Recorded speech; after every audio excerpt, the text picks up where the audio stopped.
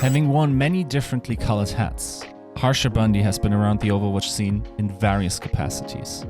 From journalist to reporter, from analyst to head coach, with none of the titles really ever defining his job's responsibilities fully, pouring himself into roles as the moment requires and his personality sees fit. In this first part of our two-part interview with him, Harsha talks about his time in the Shock and experiencing Crusty's magic firsthand, a failed move to the Washington Justice, his time in the Vancouver Titans, his thoughts on the demise of the RunAway roster, and more. Without further ado, we give you Harsha. How's it going?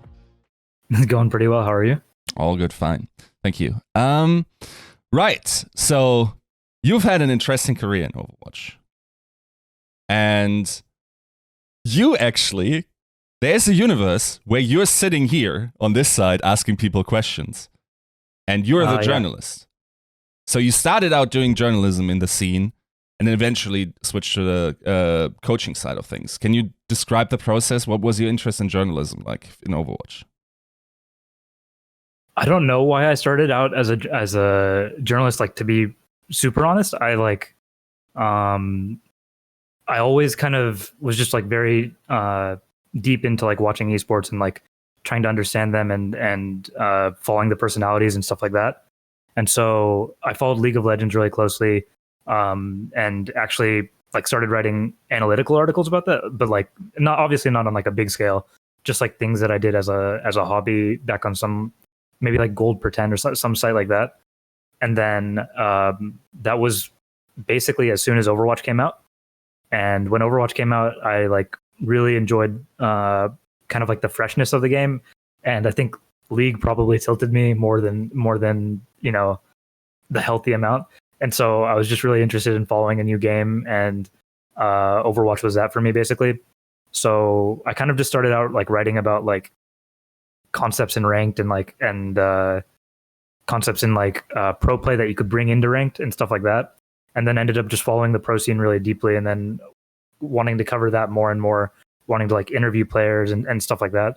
And that's basically like how I got into the journalist side of things. It was kind of just like a natural thing for me because I was already kind of writing and watching the game so much. Mm-hmm. The thing is, you didn't just do analysis pieces, right? You actually do hard journalistic work. I think you had a couple of reports even. Was it just like, did you want to be entrenched with the scene, or what was the idea behind it basically became like more and more. So I wrote it at a site called Gosu Gamers. I don't actually know if they exist anymore, but I know they're a really actually you might have written there as well. Yeah. With me at the time. But they like through there I was introduced to Sideshow, and then because of that he was actually writing for Over.gg at the time, and told me like, hey, you should come write with us. So I actually hopped over there, and then kind of got more and more entrenched into like the investigative side and like breaking roster news and I guess like some reports like the TSM stuff that happened, you know, a long time ago, stuff like that. So I think it just kind of happened naturally. Like I just talked to the people that made me want to kind of report that way. Makes sense. So then were you actively coaching before the Overwatch League started somewhere? I was on like more like a private scale. I was coaching some like community Swedish team with a bunch of like the Swedish pros. Like at the time it was like Mendo. I actually don't remember who else was on the team, to be honest. I know it was like Mendo and like Vonethil and some other players. We just like scrim. The SK team? No. It was after SK had already. Right. It was probably like a year after that. Okay. But I know that like like Mendo and Rib, like these people had just been cut from Cloud9 maybe. Makes sense. Yeah. And they just wanted to have like something they could do to like, they wanted to scrim and then like stream the scrims as like educational content. It was something I like joined in on. So I just kind of like, I was basically just doing like analyst stuff, like watching the VODs and then like making notes and then giving them feedback and stuff like that. I would say like pretty basic stuff at the time. Like I don't I feel like Overwatch understanding is probably much lower at the time. At least it was on my end than it is now. And then I ended up working with like a bunch of mixed teams before Overwatch League, and through those mixed teams, I actually had gotten involved with I'd gotten involved with some people that ended up working at Cloud9, oddly enough. And then Cloud9 was at the time considering two possibilities. They were either thinking about building a Western version of the London Spitfire or a Korean version of the London Spitfire. So I was actually helping scout for like the Western version of that team, which actually never came to be. And they ended up signing, Kongdu and GC Busan and becoming champions. But that's basically how I got started, how I like made my first connections. And then like, that's also basically how I got introduced to Shock. Mm-hmm. Yeah. So I think at the time, Legit RC was working at Cloud9 for like the European team. Mm-hmm. I think, the European team that they played Overwatch Contenders Season 1 with. Yeah. Which had like Nevix. I actually don't remember all the players on Neptuno was on it, I think. I'm pretty sure. Wasn't it? Neptuno might have been on that team. Mm-hmm. Kib. I don't remember everybody off the top of my head, but it was like a lot of pretty like reasonably notable players. Mm-hmm. And then he actually went to work at Shock because Brad was head coach there, and they had worked together on Selfless, and so he talked to Brad about me, and then I tried out for Shock, and then Brad brought me in basically. Mm-hmm. So you were then first under Brad as a head coach. Well, how would you describe his style? What was it like working under him? I think at the time everybody was like kind of discovering their style. Like I think that because like tournaments in Overwatch League were such different kind of competitive environments, and a lot of teams pretty much didn't have coaches, I would say. Mm-hmm. It was just kind of like everybody kind of learning the space and like learning how to be a coach, basically, I would say. So it wasn't as developed as it is in Korea, let's say, at the time. And so the way I would describe Brad as like a head coach is he was very he was kind of like a father for the players, if mm-hmm. I'm like trying to put it in if I'm trying to make a comparison, basically. Mm-hmm. I feel like he was really caring for all the players. Like he always tried to make sure they were all in good condition. Obviously like managed the scrims, gave feedback and stuff like that. But I think that he was like he's just like a really like caring person. And then that's kind of like, it was very evident in his like approach to how he coached the team. What was your task there then? Brad's task? No, your task. What did you do at the Shock? So, like I said, like coaching was pretty new, and I think that for Shock, it was also pretty new. Like for the org, they didn't really, I guess, necessarily know what they wanted for a coaching staff. And when I was brought in as like an analyst. Mm-hmm. So I basically originally worked with like making notes, like breaking down things in the game and like trying to make it digestible for the players, because I know that, like people don't want feedback necessarily to always take like 2 hours. And I think that like Brad kind of expected the players to have pretty short attention spans. So he wanted feedback to be like pretty easily digestible. So that's basically what I was trying to do for the team at the beginning. But then I would also say my role in Shock like changed pretty considerably, like depending on the stage, basically. Because in stage 1, the coaching staff was like Brad, Legit RC, and myself. And then in stage 2, Junkbuck, who, works with me now, actually came to Shock. And then that was like kind of an interesting time, because I think that the Shock organization brought him in kind of like obviously they felt like that the stage 1 had been inadequate and wanted to like start making changes to the team. Mm-hmm. And Junkbook was like the first person they brought in as like the first change that they made to the team. Mm-hmm. And I think that his style and Brad's style were definitely very different, I would say, in the sense of like how they did feedback or like what their expectations were of the players and stuff like that. So, and both were like very opinionated. So I tended to like to try and like just support them rather than like adding another opinion, because I thought that might like be pretty, I guess like destructive, like Yeah. just having too many people like talking would just not lead to better results. And then basically that was the same stuff we carried into stage 3 with, and that was actually the best stage that we had.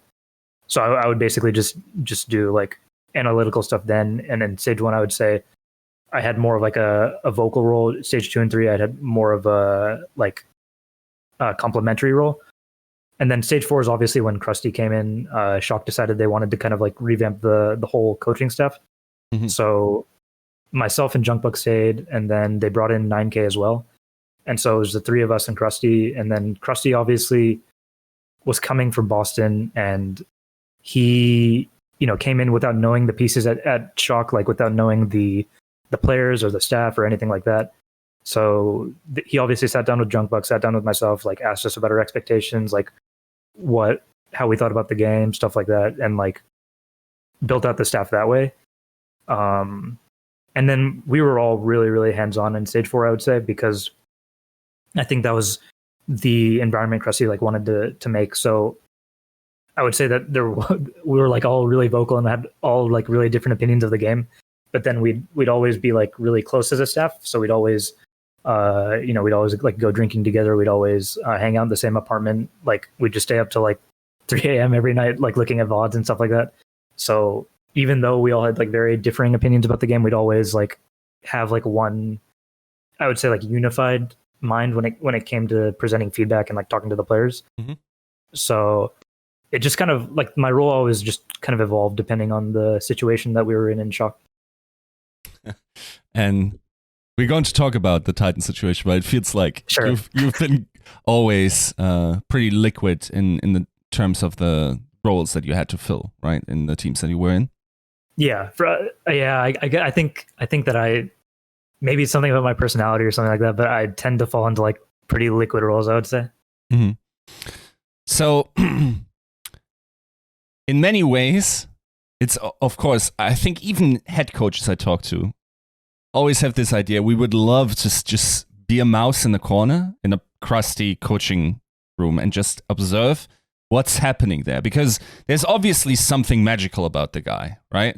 And we can say definitely that he also had very good co-coaches and analysts on his teams. But I mean, the sort of like the pattern with how Boston performed between the switches, and then also, of course, now the back-to-back wins, it just seems like there's something magical. He seems to have something about himself or figured out about Overwatch that seems to work beyond metas and understandings, and he seems to be able to create just ever-winning dominant Overwatch teams. So can you give us an idea what that magical potion is that he seems to possess? So he's actually somebody I knew about even before, because at the time I think it might have been like early 2017, late 2016. He was coaching WNV Korea, and I know me and Sideshow had been like investigating them actually, because what had happened was that team couldn't play in Korea because they were a Chinese org, so the Korean tournaments wouldn't let them in. But then they couldn't play in China tournaments because they were an all Korean team, and so it was just basically this team of like Korean players in China that only scrimmed and couldn't like play in any tournaments. And we were hearing that they were like dominating every scrim basically. So this is supposedly like the best team in the world at the time, but they couldn't play in any tournaments to prove it. Right. So he was actually somebody I had like known about, and was like, I didn't know how he like worked at first, but I knew that he like was a very strong coach. I mean, like it was just a given, and obviously Boston performed really well with him. But I think that from talking to him, like in that stage, that like I only worked with him for I guess one stage, and then like maybe 3 months of the off season, 3-4 months of the off season. So like half a year, but not a particularly like long time. I would say that he like the way he worked is he like really likes to develop players and like mold them into like a certain kind of like a certain he has like these ideal like archetypes of players, I would say, and he tries to mold players to become like the people that fit into those archetypes, and people like Sinatra, Violet, like players like that. Even like there are plenty of really good flex supports that he's worked with, like Bidosin, like Neko, like these people that have developed to be like really good players. I think that he kind of has a way of like coaxing those kind of performances out of them. So I think that's one of like the best strengths he had. And the other thing that he had is, like you mentioned, like he had a really good supporting staff. So like, I think that there will never be a coach in Overwatch that fully understands everything about the game, or that's like this like mastermind, but then you can have a staff that will make you that will support you and make you able to kind of be that mastermind, I guess. And I obviously respect Crusty a lot. He's like the goat of coaching in Overwatch, but then also I know that 9K and Junkbuck are like really insane coaches as well. So I think that that's also another reason that Shock has managed to be like such, I mean, the greatest Overwatch team of all time, pretty much. I think that they had really strong players, obviously, but they also had really strong coaches for the entire duration, I guess, of that team. Right. And to be fair, 9K kind of parted ways with them already, and they did it again this season. They did do it again this season, yeah. Of course, we'll see how the impact of you guys getting Junkbuck will impact the Shock. Even though I think they restocked it as well. I think one of the strengths of Crusty is also the scouting aspect. The interesting part, like something sparked in my mind that you just mentioned in terms of like the players he took a liking to. And it feels like all these guys are strong characters with incredible drive. It's almost like Crusty seems to be able to just harness the inner beast of these guys. This incredible drive and make it productive in a sense, because we know like Neko was a strong character, right? Striker is a strong character, Sinatra, like Violet, these guys probably would have issues like working in other teams in terms of their personality, just because they want to win so hard, right? Is that his skill set, to be able to put a harness on the inner beast of these highly driven, talented players? I would say like yes and no. I think a lot of these characters or players are characters that like you can't necessarily put a harness on. Mm-hmm. I think that he manages to still develop them and make them like insane players, despite not being able to fully leash them in, if that makes sense. Right. I think that like, I think that the one thing about him is he doesn't try to like take away your character, I guess. He tries to like support it, and like that's why players like Sinatra, let's say, who he like made him a really vocal like center point to the team. That's why players like Striker, he supports them to become like an individual beast, like just playing how he wants to. So I think that I would say that the strong characters like translate into game, but I would say that like it's not something that necessarily is like leashed in. I would just say they're just supported to be like the best they can be. Yeah. I mean, and another pattern that sort of pops up now and again is Brad somehow always manages to get the most incredible DPS players on his teams. Brad is an insane DPS scout. He's the first person I've ever seen to have scouted Kevster. I don't know if he's going to give me the... I'm just going to tell this story. Like, I don't think he'll mind it. Back at the time, I think Kevster was maybe 15 years old. 14 or 15 years old. It was like before Overwatch League Season 1 had even started. So I was working with Shock that Christmas break, and he had like been watching Kevster, or he'd been noticing Kevster from like the ladder or something like that. And this kid was playing on like 80 FPS, like a really crappy computer. He basically bought Kevster a computer like without the expectation of Kevster signing with the NRG or anything like that. He like sent him over a computer and like just tried to like support him, and like I think he was just like, yeah, this kid is going to be like insane one day. I remember thinking like he was good, but I didn't think he was like anything, super special at the time. And then I remember we scouted for NRG 6 months later, and like I was in charge of Europe at the time, and I was watching the scrims, and Kevster was just insane. And I was like, wow, like Brad was like the first person to ever find this guy, and this kid is just like tearing it up on NRG.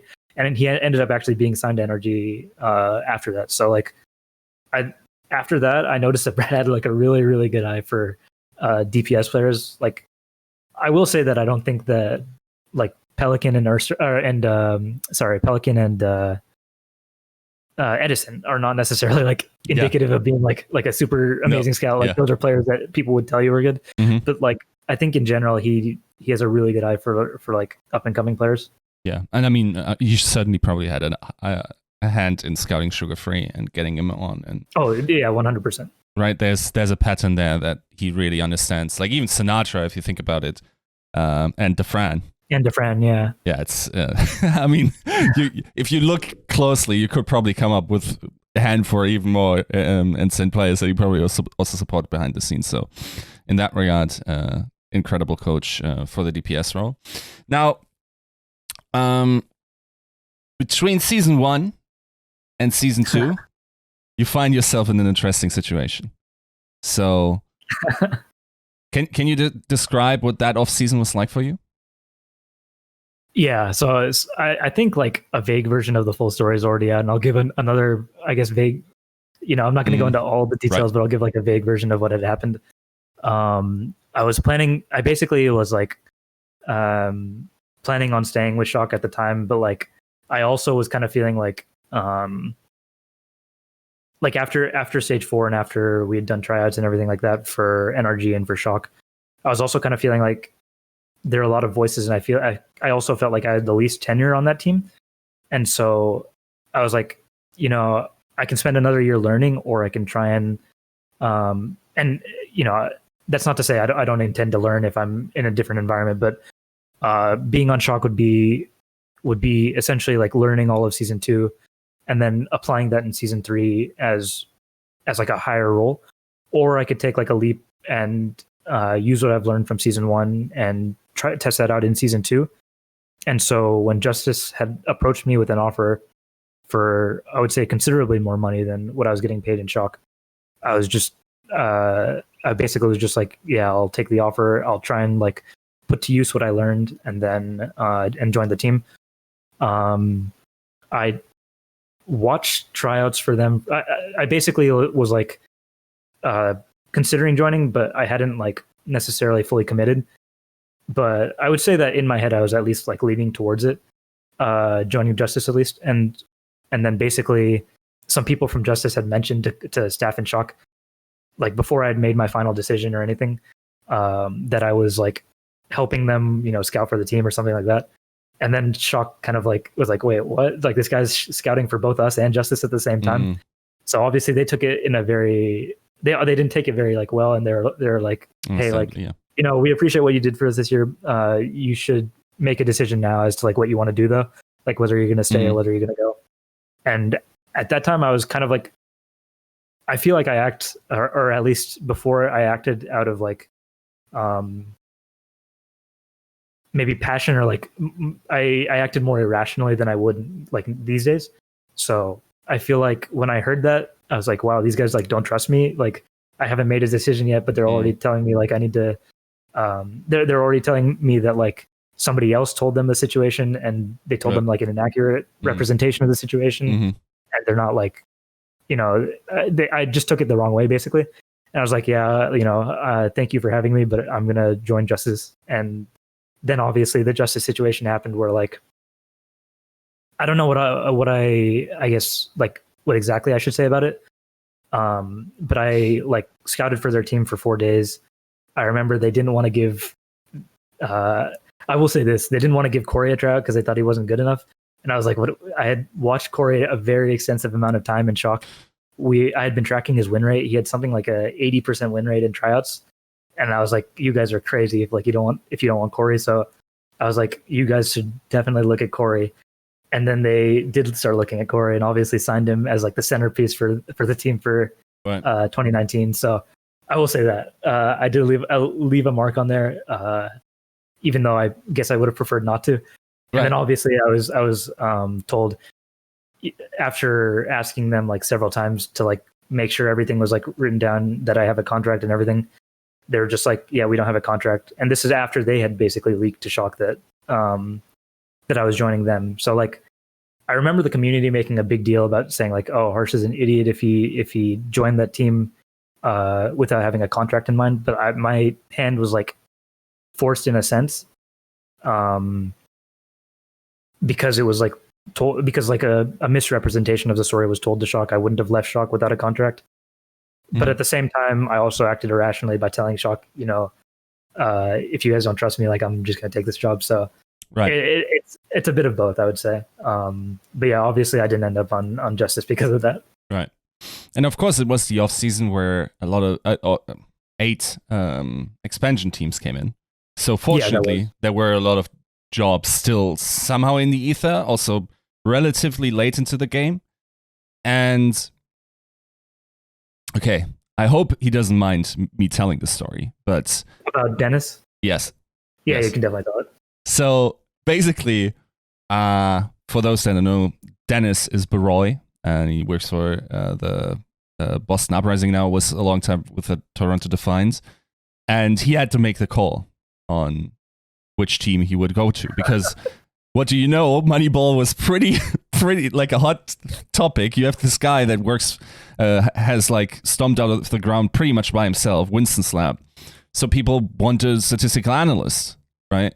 And a lot of people reached out to him, and he had to make a decision. I think in the end, I'm not sure if it really came down, and I will eventually talk to Baroy about this very fact. But I remember that we were in a group call, and we were just like talking about his situation, and he was like, "Yeah, it's either Defiant or Titans." So, and then he wanted to take the bigger challenge because he thought, okay, like, this is the team that has to be made up from a completely new core, and the RunAway core. Like, what's going to be the bigger challenge and the more interesting challenge for me? And he ultimately went with the Defiant. Now, of course, it leaves a job open, and that's presumably where you stepped in. Was that how it went? Basically, initially, what had happened was I think they had probably like asked Dennis about people he'd recommend, and he like threw my name into the ring. Mm-hmm. I think just kind of like casually, but then what I was told is that basically like they'd asked other people for recommendations, and then other people had also spoken about me. Right.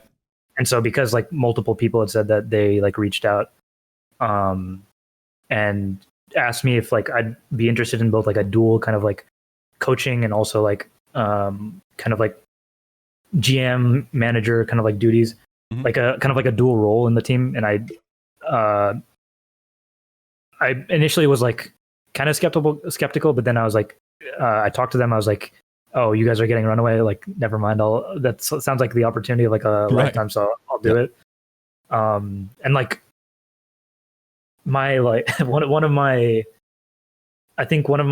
favorite memories from like early Overwatch is when RunAway was like a really trash team in the beginning of Apex, but they were like a Haksal like carry show. Yeah. So basically, like I remember there was like a clip against Reunited at the time in season 1 of Apex, where Haksal was just like destroying Reunited, and so that was like what made me like really fall in love with Apex specifically. Right. Just those like clips of him just dominating, and that's what made me like watch it religiously, basically. So, kind of like thinking of, I told them like I want to think about the decision when they had called me. I was actually on a plane at the time, and I was about to take off, and I was like, yeah, I'm about to take off. I'll call you when I land and like let you know what I'm leaning towards. I like was sitting in like the at the gate. I hung up, and then I like thought about it for 5 minutes. I was like, yeah, this sounds like the opportunity of a lifetime. So I just kind of called them back and told them I'll take the job. Nice. So you get the job, and you get there, and what are the first responsibilities you have? So at the time, I was the only person from the team living in America, actually, like in the USA. Yes. So they had management living in Vancouver and Toronto. They had the team obviously living in Korea, and then they had no like boots on the ground in LA where all the teams were based. So essentially, this is at a time I probably had like, I would say like under $1,000 in my bank account. Right.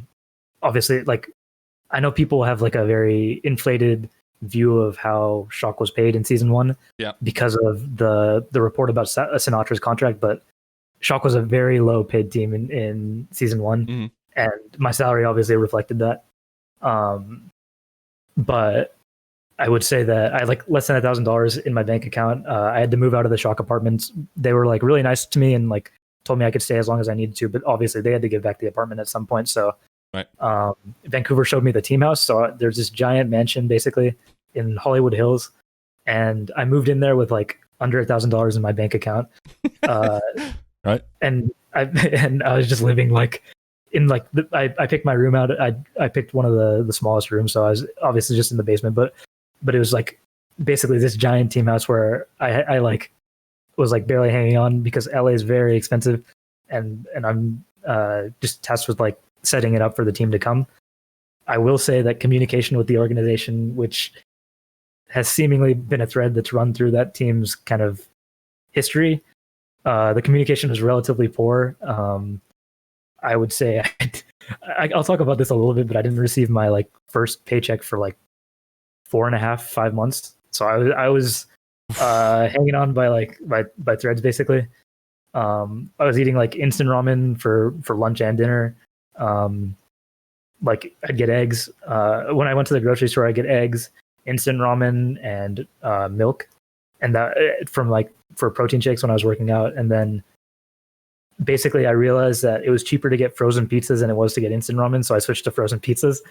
But that was basically my diet when I was before the team had moved into America. Right.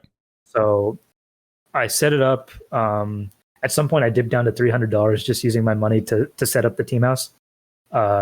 Eventually, I did get a contact within the org who helped me out, sent me like a company card. I probably like instantly used like $15,000 on the first day to set up the whole house. But basically, like that was what I was doing at the beginning, and then that was my day to day. And then at night, I would also just watch scrims because obviously it was in Korean time, and so I'd spend like 7 hours during the day working on the house, and then like 8 hours during the night watching scrims, and then sleep probably from like 7 a.m. to 4 p.m.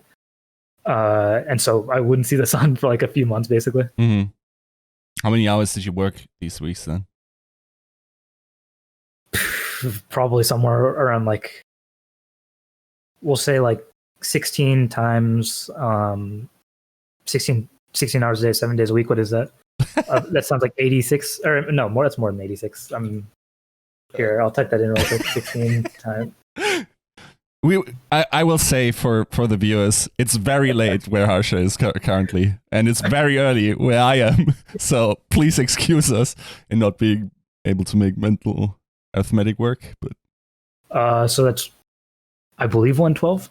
Wow. Okay. Oof. So we'll say 112. So you worked 3 jobs basically then. Yeah, I guess. I think Overwatch League is sort of like it's like kind of like an 80-hour work week calling, but then obviously that was even more than 80 hours. So I was definitely a little bit overwhelmed at the time. Right. So, okay, so you set the house up. I believe it was the old phase mansion. It was an old phase mansion, yeah. And so the team arrives. What was the experience like? Were they like, wow, this house? Or what was the general reception of that? We had originally met in Vancouver. So when they did that announcement with at like the Canucks game, I'd been able to meet the team, and like we'd spoken about living in America and stuff like that. They got to see like pictures of the house, and they're like, oh wow, it looks cool. But then when they got there, they're like kind of astounded by how big it was. Like the house needed to have like 3 different Wi-Fi lines because it was that big. Right. Like you couldn't like have Wi-Fi from one end of the house on the other. Like it wouldn't reach both ends of the house basically. Yeah.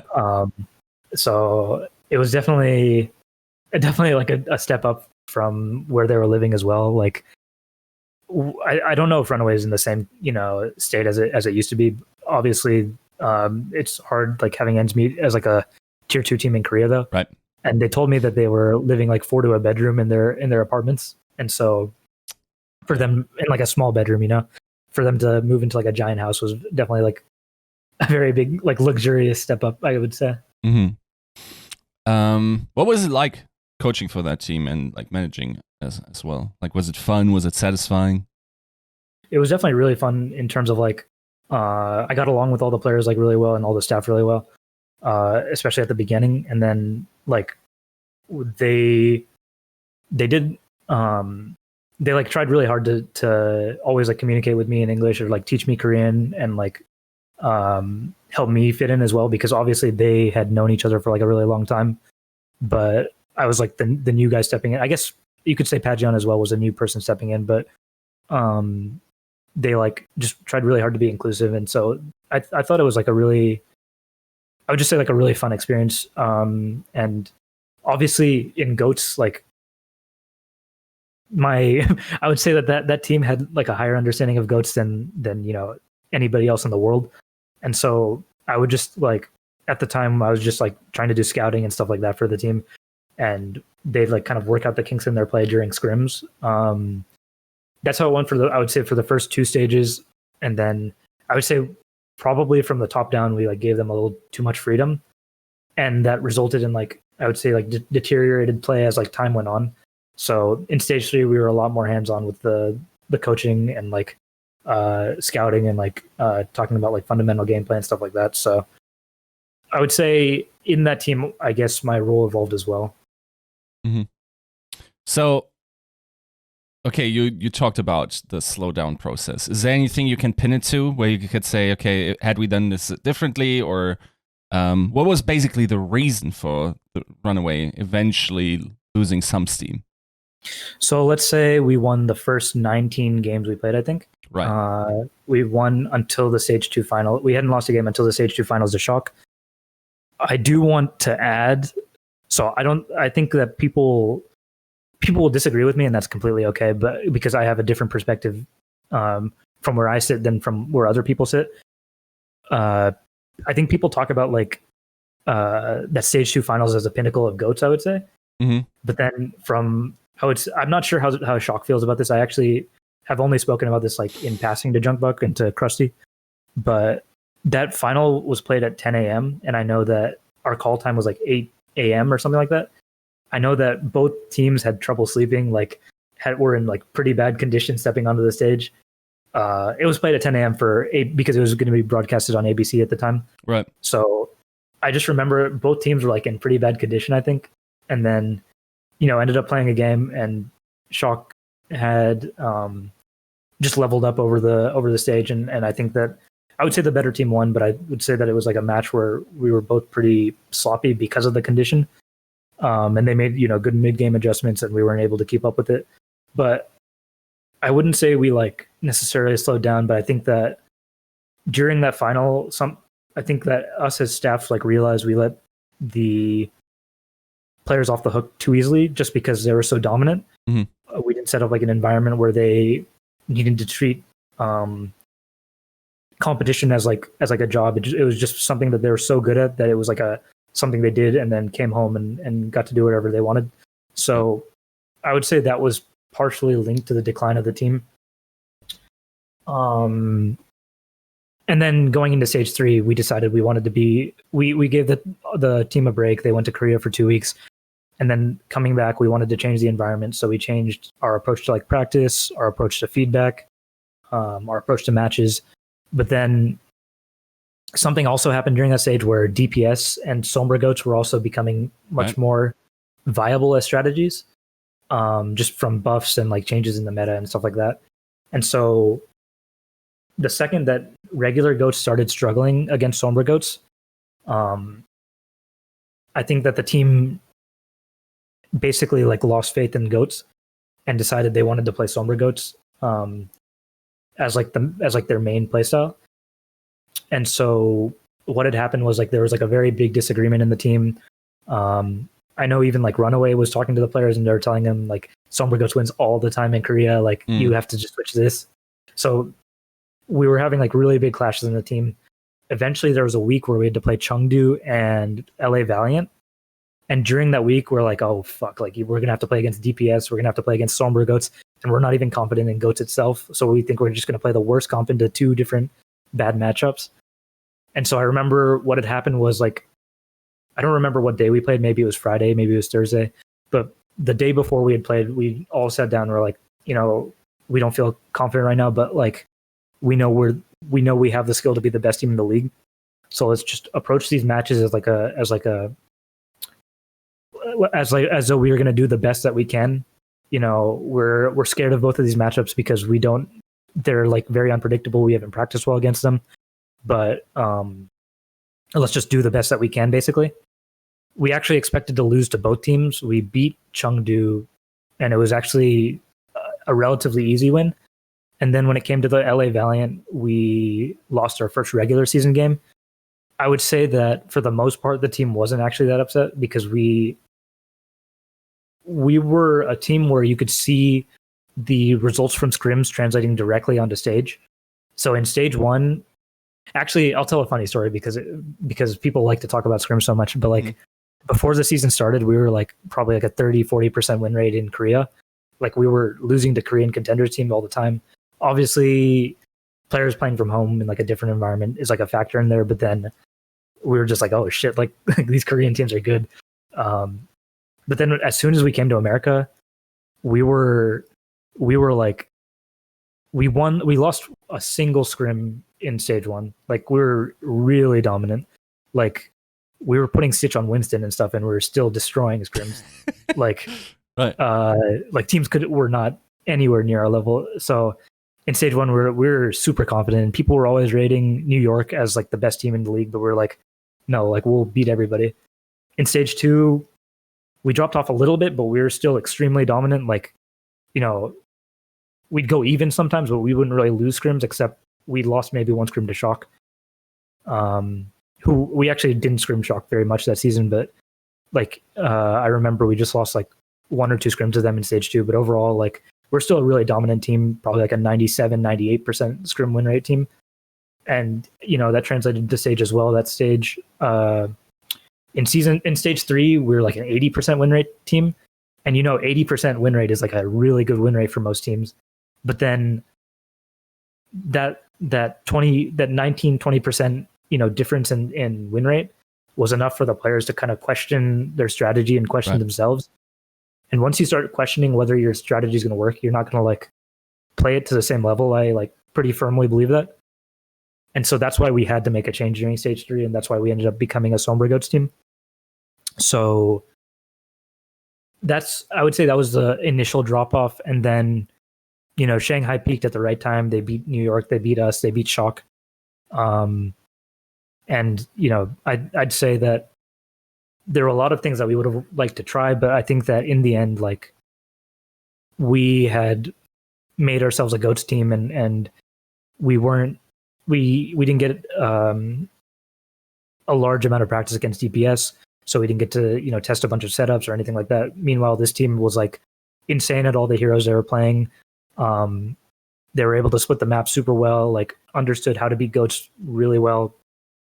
I don't remember if you remember that match that we played against them, but we tried like Roadhog Goats, we tried like Orisa comps, we tried Sombra Goats, we tried Goats. Like we were just kind of like grasping at straws, I think, during that match. So I think that the better team won that day.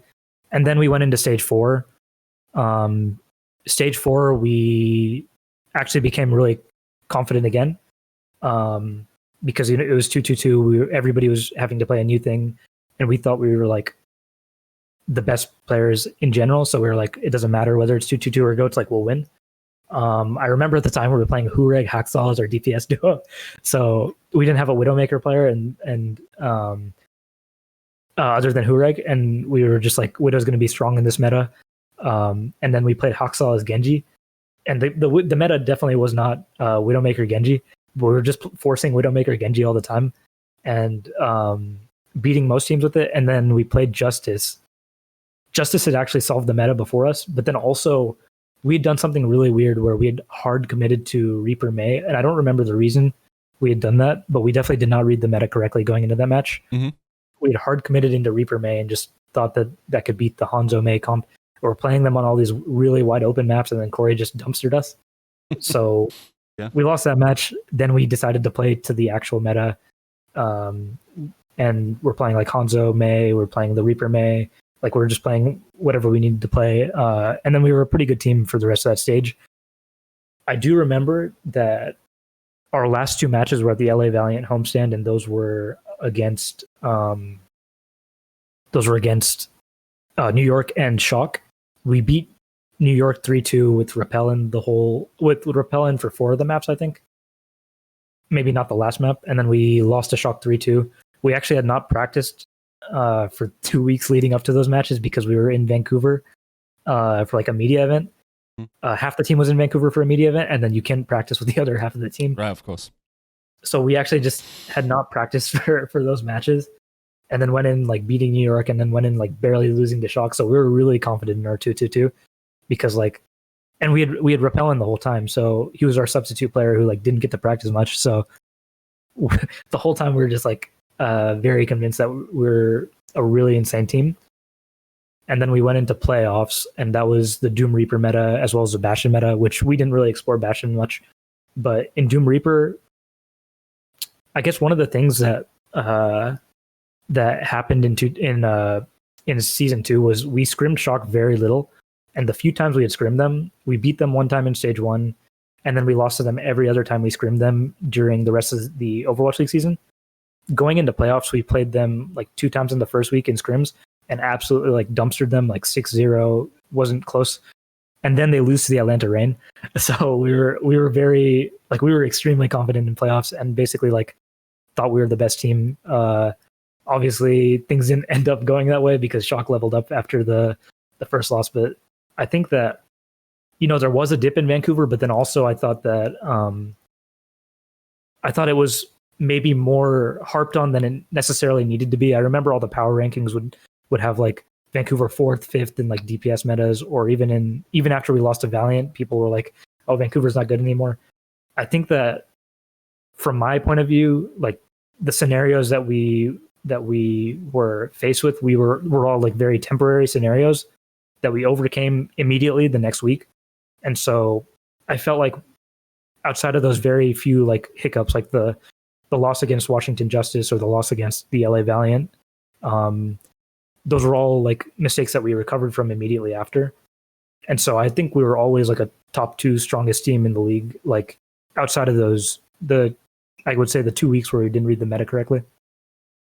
Now, of course, one thing that wasn't just a temporary change or adaptation was that you guys had switched your main tank around. So yeah, what happened to Bumper? So I think that Bumper was in a situation where his motivation was like really waning. And I know like he's a player that it comes and goes with, and we weren't able to kind of like coax that motivation out of him during stage 4. People always like made fun of his Orisa, but honestly his like Orisa was fine. It's just that his like motivation wasn't there. And so during stage 4, we had actually planned to sign another main tank, be it Tizzy. I think the choices we had at the time were like Tizzy, Ion, and Mineral. I don't remember where Mineral was playing at the time, but I think Ion was at GC Busan Wave. And we just decided to go with Tizzy because like it felt like he was very comfortable with the players from playing with them before. But it wasn't like a skill thing, or it wasn't that we thought Bumper was a bad player or anything like that. His motivation was just really waning for the game. And when he was in that state, like we all just decided like we'll play with somebody who wants to play the game as much as we do. And so we're like, okay, you can rest during playoffs, even though we think you're the best tank player on the team, because we think like having people that are hungry and like motivated to play will lead to the best result. So Bumper wasn't benched out of like skill. It was just that he really didn't want to play, to be honest. Mm-hmm. Right. And to be honest, like what we probably would have went into playoffs playing would be Tizzy Bumper, with Tizzy on Orisa and Bumper on Sigma, because at the time, a lot of main tanks were actually picking up Sigma and playing her, and Bumper was like insane at Sigma at the time. Like I remember I don't think that Sado Lobby existed at the time, but I might be wrong about that. But I just remember we were like tracking Bumper's stats, and they were like insane compared to the like other teams Sigmas. So like we were really confident in Bumper Sigma, but then like a few days into the scrims, he like made his like final decision, and so we went with Janu and Tizzy. Mm-hmm. Right. Yeah, that's a what if scenario for history, definitely. It's definitely a what if scenario for Vancouver and like the team and the fans and all. But at the same time, like, I think more could have been done to see. I'm somebody that like always wants to look at the root of the issue rather than the issue itself when it happens. Yes. I think more could have been done as like a preventative measure. And if that more had been done and Bumper still felt the same way, then we could have concluded that nothing could have been done and this was like a scenario that was bound to happen.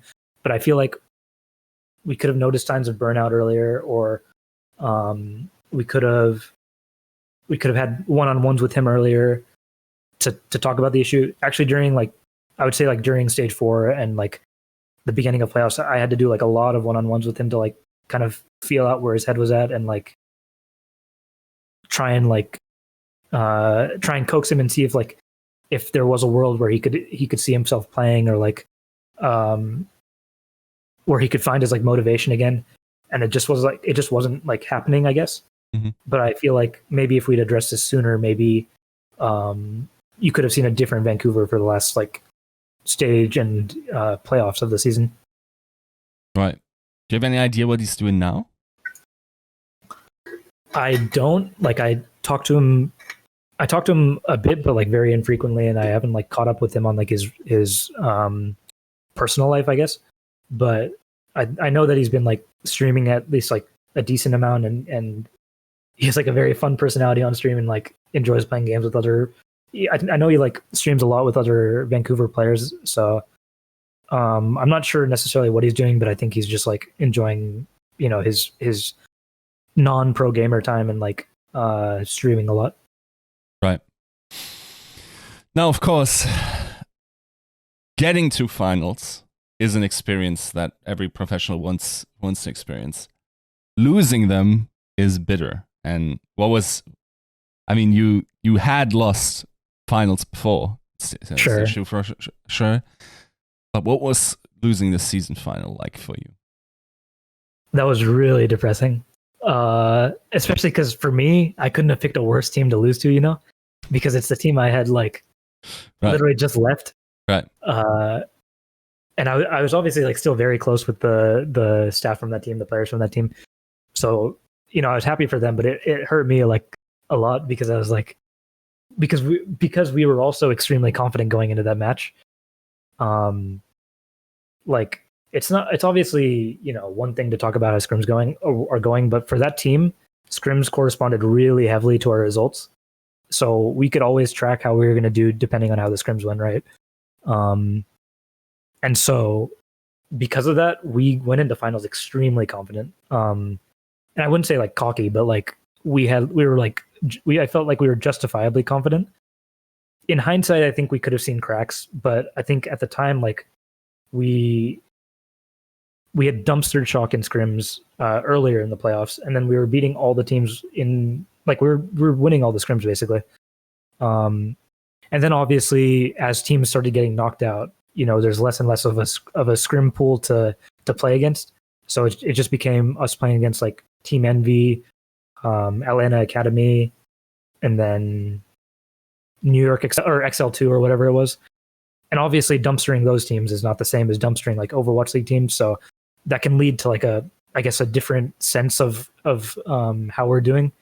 So obviously like when these teams aren't taking maps off us, we don't see the holes, I guess, in our gameplay that we might have, but it felt like we were winning really cleanly, like full capping every map really quickly and then full holding.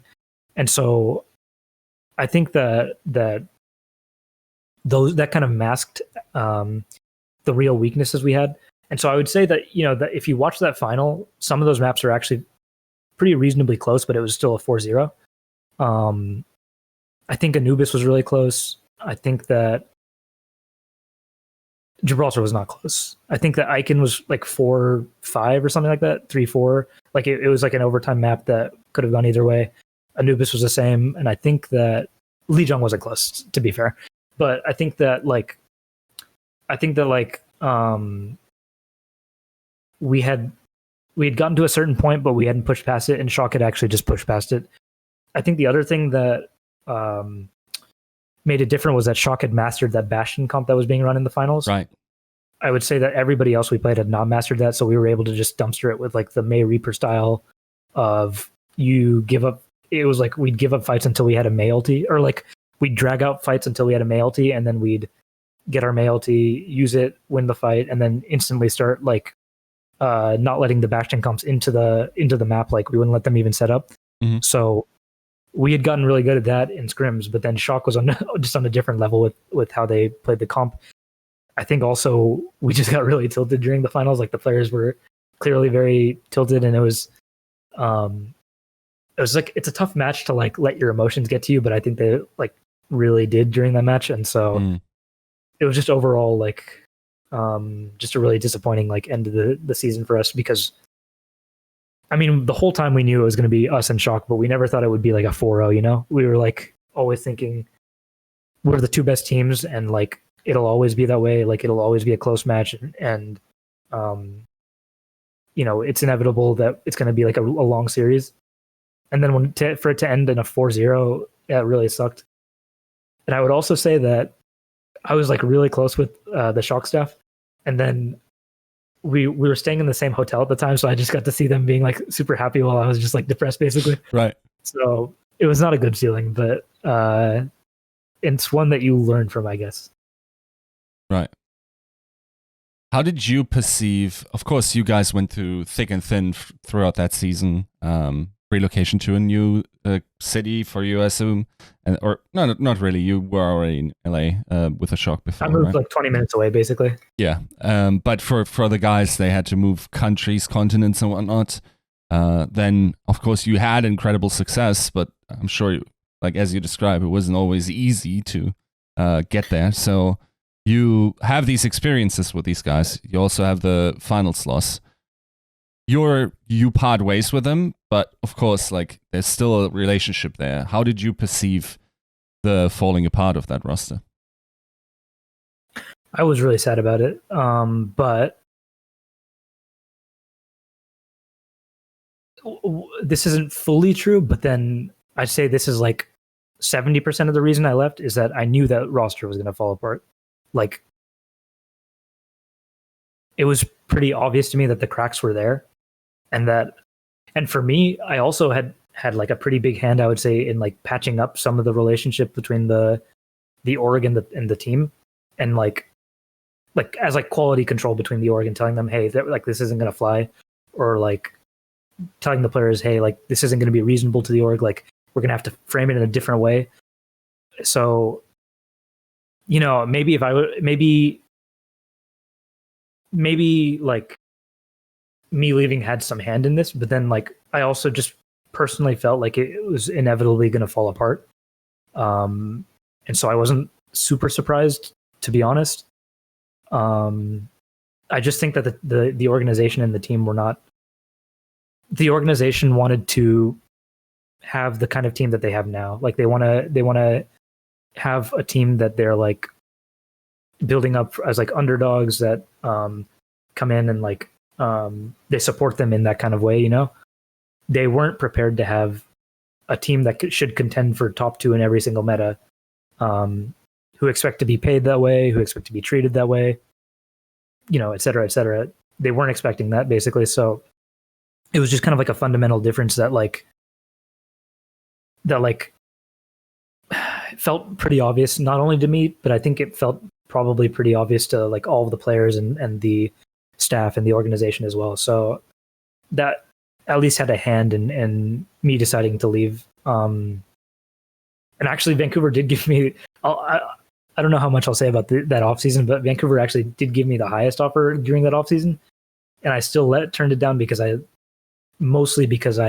decided like, I don't think this roster will stay together. Like, I think that there's like a potential for a lot to go wrong. So that was part of the reason I left. And I'd say 70% of the reason I left.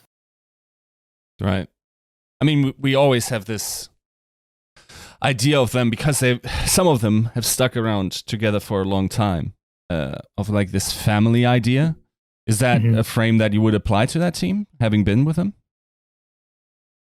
So I would say they're like brothers, and like brothers fight, you know, they like fight. Sometimes they don't talk to each other for a long time. Sometimes they're like the closest friends. So I would say it is applicable, but then you always think of like the positive parts of being a family. You don't think of like the bickering and like the there's like a balance, right? There's a balance between every person in a family and like all the relationships. So, it was a family and all of them knew each other like the back of their hands, but then also they also like have their own personalities, their own ways of doing things. And I think that's kind of misunderstood. But at the same time, I would say like overall, they were a very close group of people. Right. Makes sense. Yeah. I mean, I'm sure, like as you described, you kind of loved that team from Apex Season 1. And I mean, seeing someone, how did you react, for instance, to the retirement of Haksal? I didn't expect that at all, to be honest. But I know that he's like, even when he was in Vancouver, he liked to play League all the time. And like he liked to do things like stream. He'd spend hours preparing for his stream if it was a streaming day, and like he really enjoyed spending the whole night like doing that. So, in hindsight, like there are a lot of things that would make me think, hey, he could pursue a different lifestyle. But because he's such an insane player, like I never expected him to retire as like he's like 19, he's like 20 now, I think. So I would never expect him to retire as like a 20-year-old. So that's pretty crazy to me. But I think he's having a lot of fun as like a League streamer now. And I know I tuned into his stream the other day and I saw that he does like occasionally stream Overwatch. So that's kind of, it's fun to see that at least. But, I hope he comes back because for me, he is a player that if he puts his mind to it, he could be like one of the GOATs of Overwatch. But then through the circumstances he found himself in Overwatch League, he only got to show that for one season. So to me, that's pretty sad. And I hope, obviously I'll talk to him now and then as well, like Bumper, but not in like his day to day. So I'm not like super familiar with what's going on, but I know he is like pretty happy doing what he's doing. So, but I do hope that, he'll decide to compete one more time if he feels up to it. This concludes part 1 of the interview with Harsha. In part 2 of the interview, he talks about why he chose the Outlaws, the autonomy on roster decisions that he had in Season 3, what went wrong that season, what their goals are for Season 4, and more. If you want to be updated as soon as the second part is set live, be sure to like and subscribe and hit the bell notification for all things esports with GGRecon.